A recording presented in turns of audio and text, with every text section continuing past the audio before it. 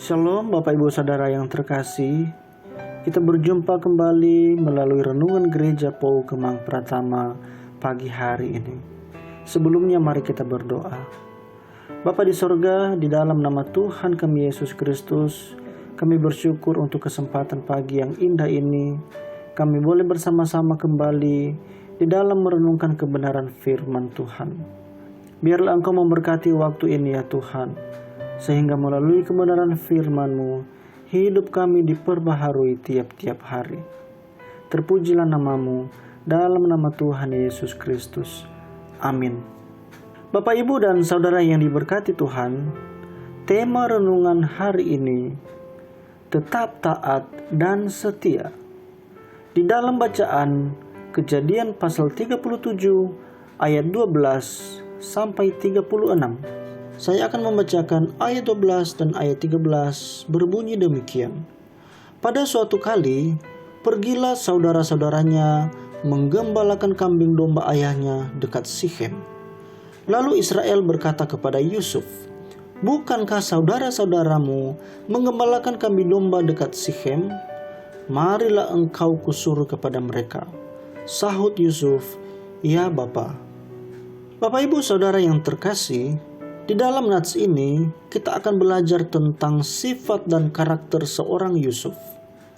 Seperti apakah sifat dan karakter seorang Yusuf tersebut? Mengapa ia mendapat kasih sayang ayahnya melebihi saudara-saudaranya yang lain?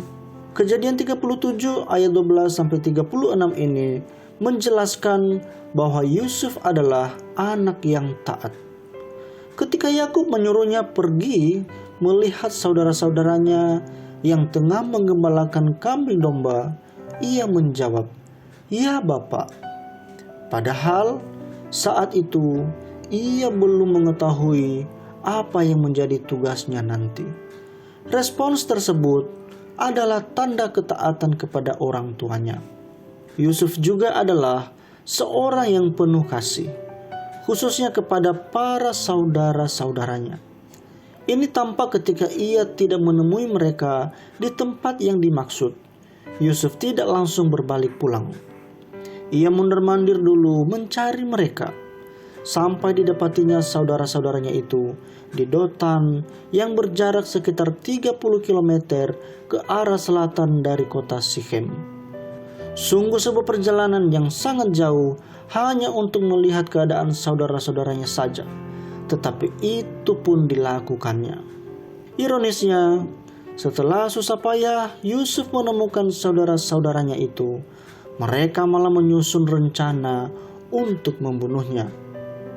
Dalam hal ini, Ruben dan juga Yehuda sempat membela Yusuf dengan mengusulkan cara lain selain membunuh. Usulan dari keduanya diterima oleh yang lain. Akhirnya, Yusuf dijual kepada orang Ismail, dan anak-anak dari Yakub ini membohongi ayah mereka soal peristiwa yang mereka lakukan terhadap adik mereka tersebut, yaitu Yusuf. Dan menariknya, pasal ini tidak ditutup dengan tangis perkabungan Yakub, melainkan perjalanan keadaan Yusuf yang semakin dekat dengan kerajaan Mesir. Ini menandakan bahwa jalan hidupnya tidak berakhir oleh karena kejahatan saudara-saudaranya. Justru melalui kejahatan itu, Yusuf sampai pada pintu gerbang masa depannya. Bapak, Ibu, dan Saudara, hal yang dapat diteladani dari kisah Yusuf ini adalah tetap memiliki ketaatan kepada Tuhan dan selalu berusaha mempraktikkan cinta kasih kepada sesama, sekalipun kendati mereka berbuat jahat. Seperti kata Paulus, "Janganlah kamu kalah terhadap kejahatan, tetapi kalahkanlah kejahatan dengan kebaikan." Roma 12 ayat 21. Sehingga jalan Tuhan tetap terbuka di tengah-tengah kesulitan kita. Demikian firman Tuhan, kita berdoa. Kami mengucap syukur ya Tuhan untuk kebenaran firman-Mu yang boleh kami renungkan di pagi hari ini. Kami belajar dari kisah seorang Yusuf. dalam berbagai tantangan persoalan yang dia alami, dia tetap memilih untuk tetap taat dan setia kepada Tuhan.